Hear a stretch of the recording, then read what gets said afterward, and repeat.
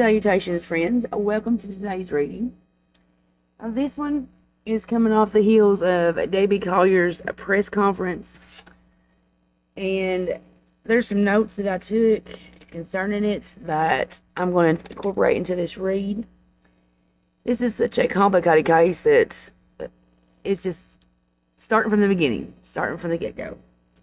This read is just going to be the first of many, I assume, because I've not really designed the questions to delve into her death just yet, just the key events leading up to it that's questionable. Now, the notes that I've got from the press conference is that Debbie walked out of the dollar store at 3:09. She remained in the parking lot for 10 minutes before leaving. So that would be at 3:19. Debbie's cell phone was located at the crime scene.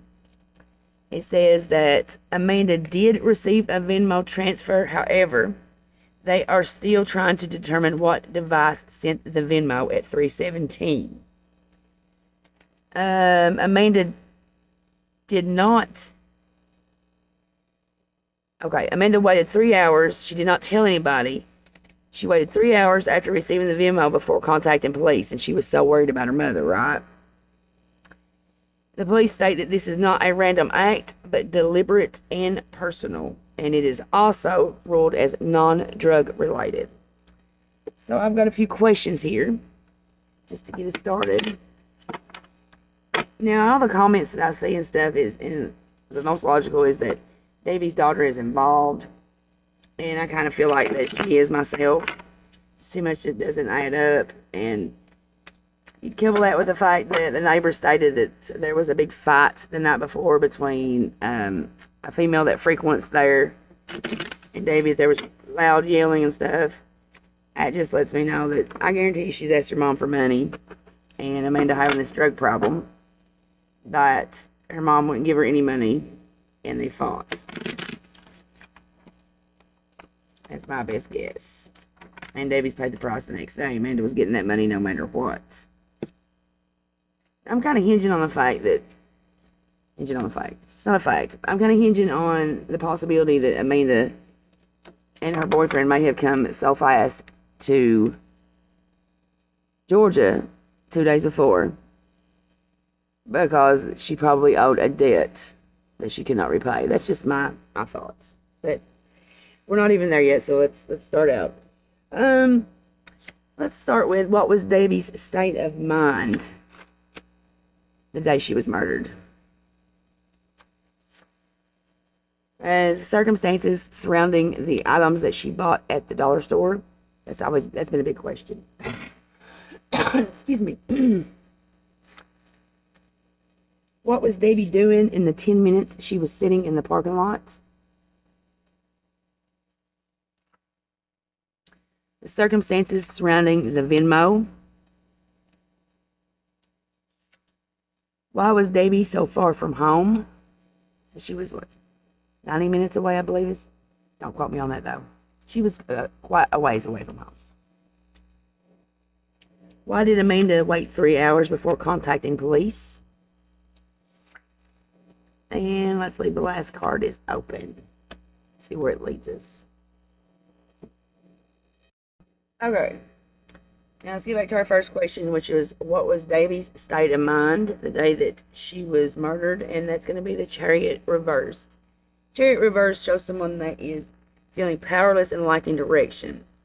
This card is telling you to take your control back because someone in your life has been too needy and demanding. It's telling you that you need to set boundaries and stick to them.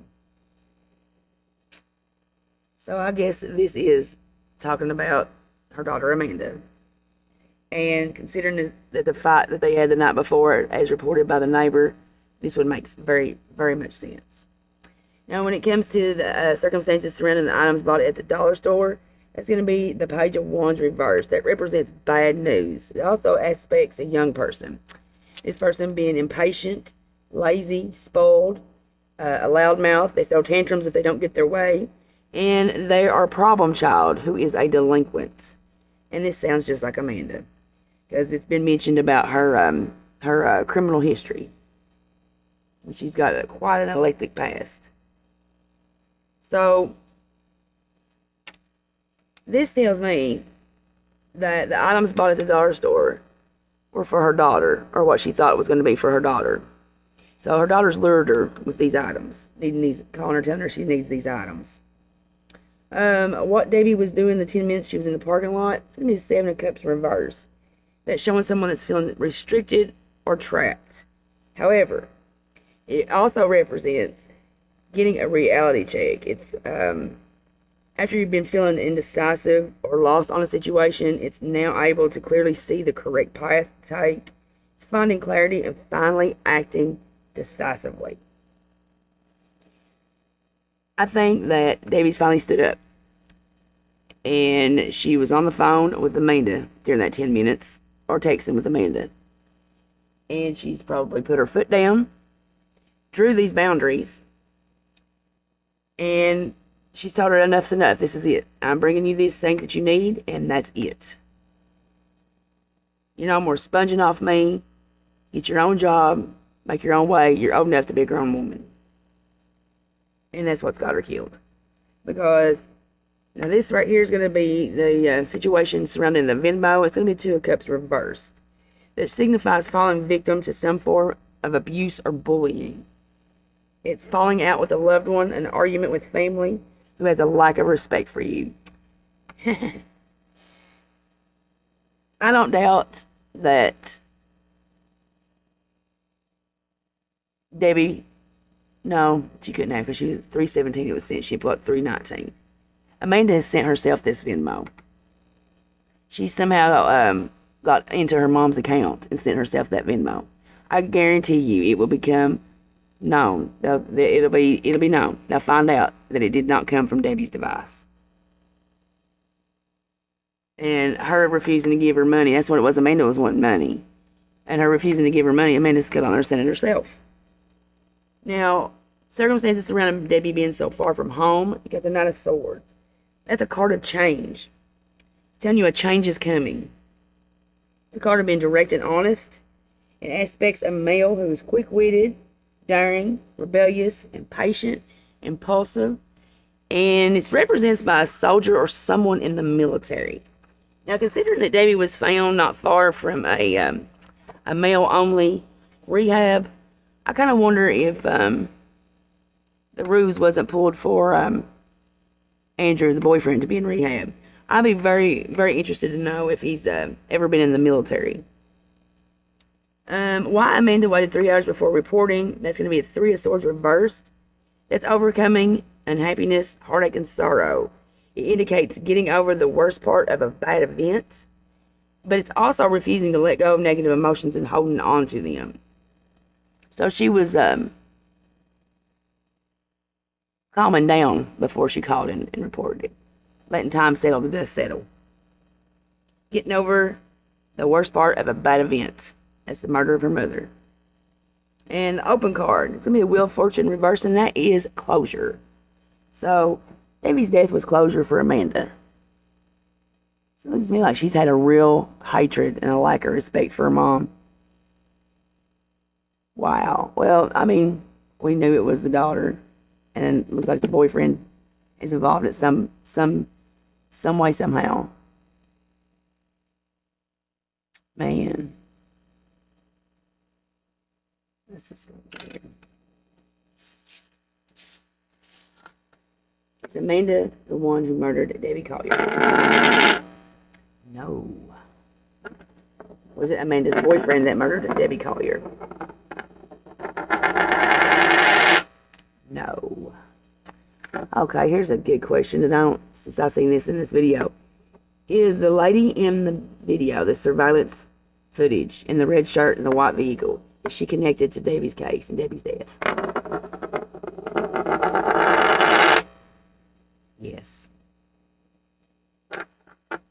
Did Amanda pay someone to murder her mother?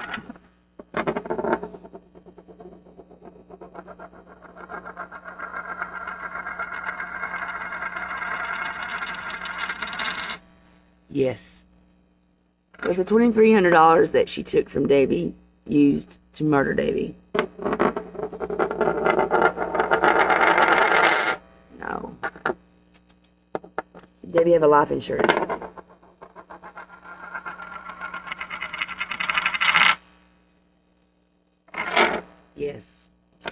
Is Amanda going to pay this person that murdered Debbie with the life insurance money?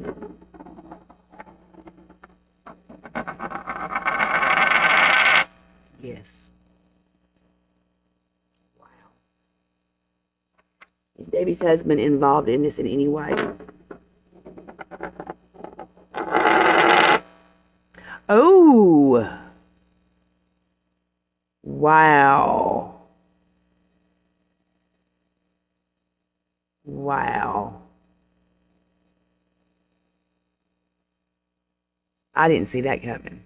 I surely didn't think that the husband was involved. Wow.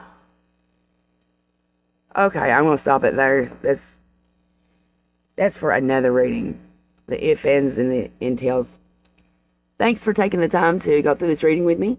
Have a great rest of your day, and I'll see you in the next video. Bye-bye now.